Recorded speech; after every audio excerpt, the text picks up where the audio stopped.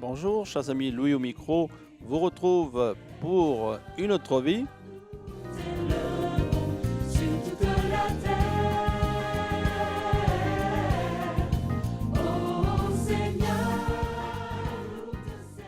Vous voulez en savoir plus sur l'Évangile?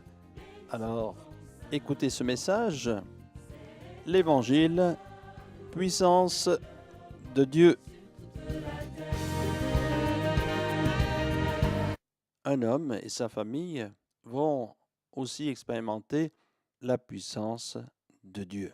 C'était un geôlier qui gardait la prison. Alors, on peut lire son récit dans les Actes des Apôtres au chapitre 16 et au verset 25. Que s'est-il passé?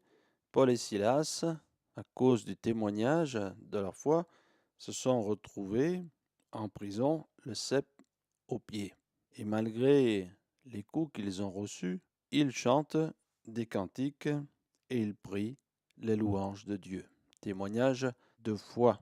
Et c'est à ce moment-là que Dieu va intervenir. Le geôlier dort et il y a donc un tremblement de terre qui ébranle la prison, brise les chaînes de tous les prisonniers et ouvre les portes, il est bien précisé, de toutes les cellules. Tout cela se passe rapidement sans qu'il y ait de blessés et que les prisonniers s'échappent. Donc, fête surnaturelle, intervention divine dans cette prison qui va permettre à ce geôlier d'expérimenter la puissance de Dieu. Essayons de comprendre comment vivait cet homme.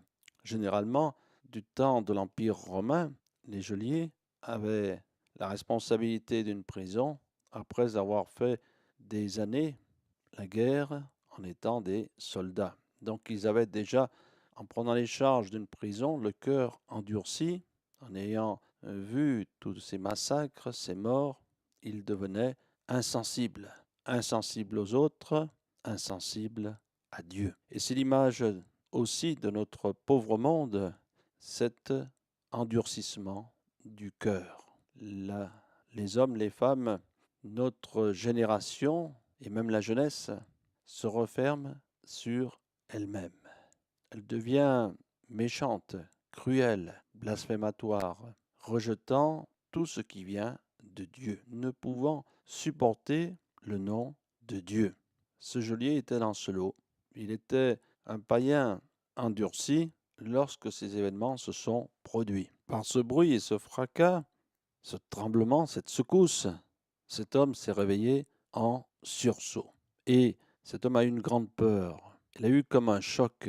Il y a quelque chose qui s'est déclenché en lui. Et Dieu, parfois, permet des épreuves très difficiles pour certains individus afin qu'ils sortent de leur léthargie, de leur inconscience, de leur indifférence pour s'approcher de Dieu.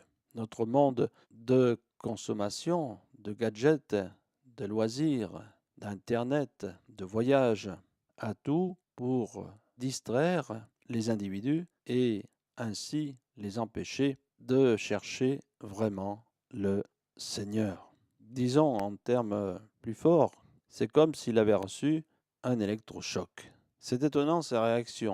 Alors qu'il a maltraité la veille Paul et Silas, maintenant il leur pose cette question: Seigneur, que faut-il que je fasse pour être sauvé?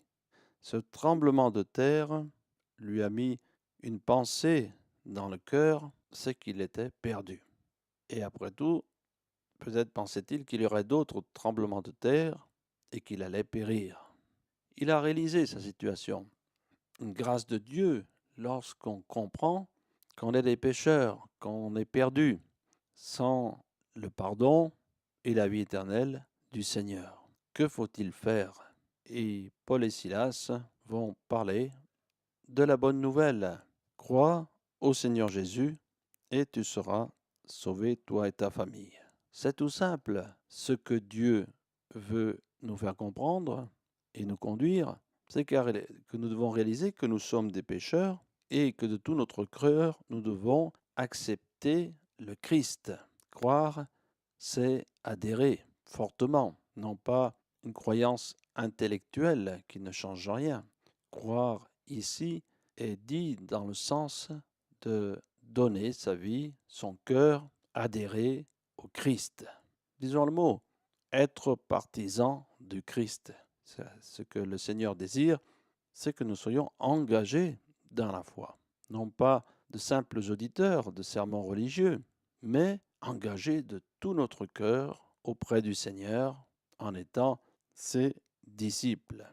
Bien sûr, ils ont annoncé le message de l'Évangile en parlant de Jésus, ce qu'il était, ce qu'il a accompli à la croix, en versant son sang pour le salut de tous ceux qui l'acceptent, et sa résurrection, qui est pour nous un signe que nous ressusciterons un jour dans un monde où il n'y aura plus l'injustice et la souffrance.